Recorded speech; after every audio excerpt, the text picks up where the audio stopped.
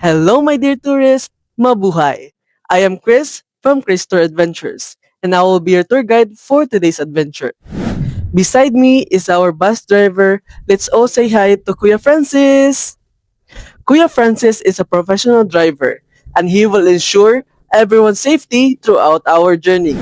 Before we head to our destination, I want you all to remember this special word, Sugba, because today, Sugba will be our signal guide. S stands for stay alert. Stay attentive at all times. U stands for understand the signal. If I whistle once and raise this green flag, you have 10 minutes to explore. G stands for go back immediately. If I whistle twice and raise this red flag, that means time is up. B stands for be on time. Follow the rules. A stands for appreciate the place, respect nature, and enjoy the experience. Simple lang, di ba? For today's tour, here is our itinerary. For day 1, we will begin our journey by voyaging across the sea, going to the port.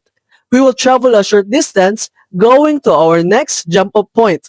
After that, we will transfer to a boat for an exciting island hopping adventure. And finally, we will arrive at the beautiful Sugba Lagoon, our main destination for today's adventure. So, are you ready? Let's go! Good morning! Welcome to Sugba Lagoon, Siargao. Mabuhay! Sugba Lagoon is known for its crystal clear emerald waters surrounded by limestone cliffs. The lagoon's beautiful green color comes from its depth and the reflection of the surrounding limestone formations.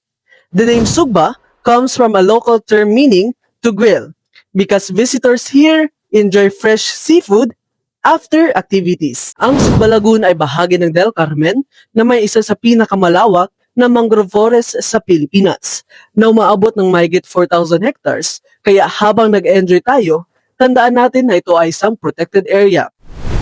One of the main highlights here is the famous diving board. You can jump into the cool waters, a fun and thrilling experience. You can also enjoy kayaking across the calm lagoon, paddleboarding while enjoying the peaceful view, swimming in its refreshing waters.